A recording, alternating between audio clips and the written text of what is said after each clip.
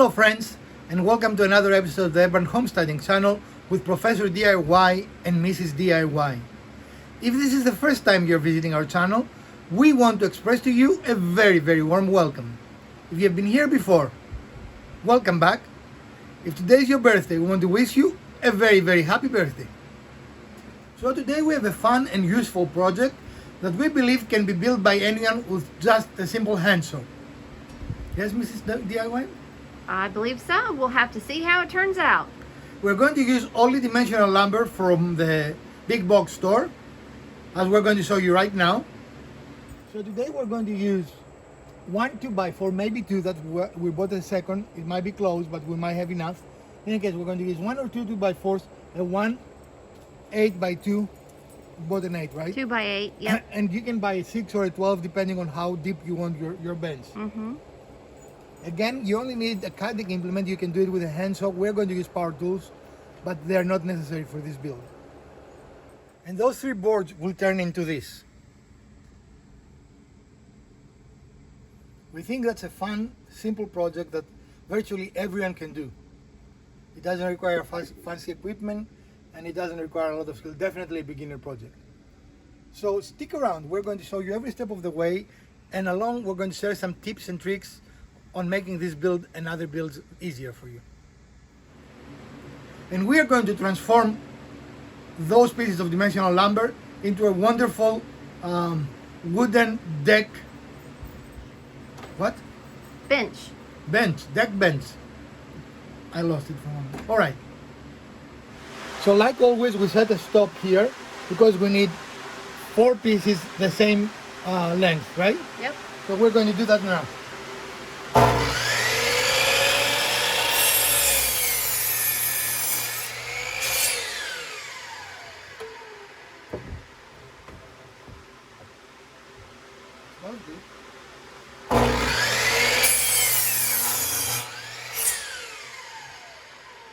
So we cut our 2x8 in 2 pieces that in essence will be the width of our bench, right?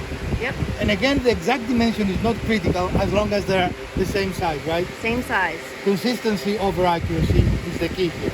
Right. So we're going to do a couple of more final cuts on our 2x4 and we're going to show you all the pieces. So we have all our pieces cut.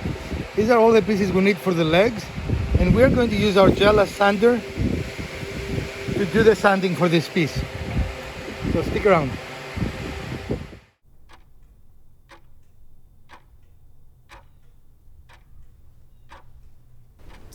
Even though this is outdoors, it's still furniture, so it is a good idea to actually sand every piece.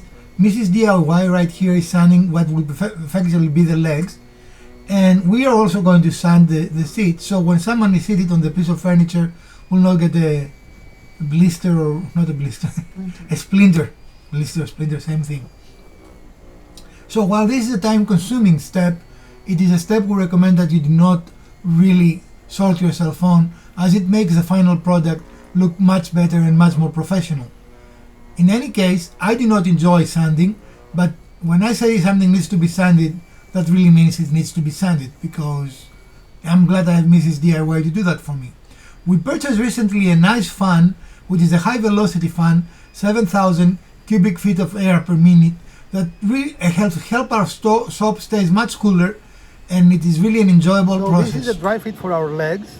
They're pretty simple design, and we want the bottom because this is going to be, we don't want this to be in contact with the ground, so it will not rot. So we want it a little higher. It will make it look slightly better. I think it will be a nicer detail. And if something gets rotten, it will not be the whole frame. It will be just a little piece of here that we can then cut off, or we can treat this not to rot anyway. So the rest of it is very straightforward. As you can see, we're just going to use screws to attach it. So once again, we're using our inexpensive Harbor Freight corner clamps. They really have been shown themselves to be invaluable in many projects, right, Mrs. Yes, they Yeah, have. so- Keeps us straight and square. Okay, and because we don't want to split it, we are using pilot holes. Yep. And we've got one corner done here, and we're on to the second one now. Okay, and this will be the top, so we want it flush, right? Yep. The bottom we want the clearance, so so it will not get to stay in a pool of water. Exactly. Excellent. So we have completed our first leg assembly, and as you can see, it can even stand by itself, right? It's a very straightforward construction. Nothing fancy here. We're going to make another one, and then we're going to be able to touch it on the top. Yes, so we have the bench top upside down. So we will be seated what is on our black bench now. And we are going to do a little bit of a dry fit. Here is how the legs will be oriented, right? And we're using a spacer. We want our legs to be flush with the front and the back. And we have a little spacer there to ensure that this is correct, the correct orientation. Why we're putting a clamp piece? Just to hold it still so they don't wiggle. And we're going to screw the legs to the bench from below, so very little will be visible, right? None of this connection will be visible. Right. And we need some spacer from the edges. So what do you want to use for that? You get one? We are using a piece of scrap wood for a spacer, so we're going to have the same distance in both sides, right? Yep. Also, you don't want the legs too much inside, so potentially someone can sit on the edge and tip it, right? You want Right. the person's weight on the leg, not on the edge here. Yep. So the next step will be, what do you want to put, like 2 screws per board? Yeah, at least 2. Yeah. All right, so we'll get some screws and we'll get right back with you. This project is still upside down because we want to point out a couple of details to you guys, right? First of all, use the spacer to make your gap here even. As you can see, it's pretty even in our case, right? Yep.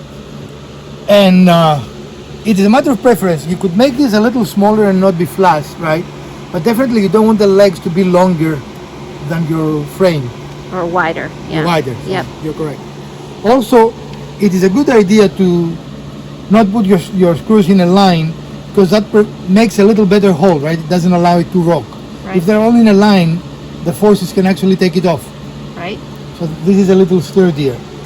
On the bottom, we do not plan to do anything. I've had very, very good luck, because this will never be in standing water. It will last many years, right? Yep. But you can, for example, paint it or put Plasti Dip. You know that product, Plasti Dip? You can paint Plasti Dip. Well, I don't know it, and we're not sponsored by that product, but No. tell us a little bit about it. Well, it's just a plastic coating in essence. So if you put it there, you put it with a brush. It will not allow any water to seep through the pores. Okay. And to seal the pores, right? Cool. You also could use pressure-treated lumber. We just don't like Right. pressure-treated lumber. But in essence, this is the finished product. We're going to take it, put it in place, and we're going to meet you there. So here it is. Our bench, exactly as we expected. And it fits very nicely with the other pieces that we have on the deck. And we think it's the right height, right? It works pretty well. And it doesn't bend, it doesn't bow, as you can see when I sit on it, and I'm of substantial weight, so that's a good thing. You could finish it, of course. You can paint it or you can stain it. You can even Suzuki bang it, right? You certainly could. We like this look. We like how in a short while it will match the silvering of our other outdoors furniture, I guess. Is what we call it, And right? when this is one of the tables that we made, so it being natural and leaving it natural, it will blend right in. Right. One of the points we like to make is the orientation of your wood. These pieces have a very slight, it is not big at all, but they have a very slight cap, right? And you want the cap upwards, as you can see, the orientation of the wood here. And the reason you want the cap upwards is so with your weight it's going to remain flat, it will not sag. If you do it the other way, it will sag over time, right? Yep, Even though, I mean, this is substantial wood, I don't think that you need to put a lot of weight to it. definitely. But it's a good practice to look at your directions of the rings of the tree, and usually while it caps, it will follow this direction, right? It will cap this way. If it caps the other way, you have serious problems. You shouldn't use it to build it, because that will actually cap a lot and it will be unusable after a while. But yeah, that's a little tip for you guys. What's the orientation of your wood? And definitely you could use 4x4s if you didn't want that look, right? Right? It will make it a little bit chunkier for our taste, but definitely something you can do. How much something like this costs? Definitely this is a DIY project that is cheaper to build than buy, especially from solid wood, right? Oh yeah. So we spent about around $20 in material. And again, this is August of 2022. Prices of wood have started coming down. They're not where they used to be, but they're still more reasonable, wouldn't you say? Yes, for sure. But I think that for $20 you could not buy this solid wood outdoor furniture, right? I don't think so. No. We did not think that was an exorbitant amount. And if you don't have the screws, you need to pay a couple of dollars for screws, but you know, these are consumables I rarely include in the price of a project. So it's not very expensive, and it is a project that I think even the most beginner can build, don't you think? Yep. If you have a hand saw, you can build this. That all you need is something to make straight cuts. Yep. Very, very straightforward. Well, folks, this is our short episode for today, and we hope you did enjoy this episode. If you did, we would appreciate a thumbs up. If you didn't, hit the other button twice. Share, like, subscribe. Let us know what else you might want to watch in future episodes of the Urban Homesteading channel. From Professor DIY and Mrs. DIY, stay safe, friends.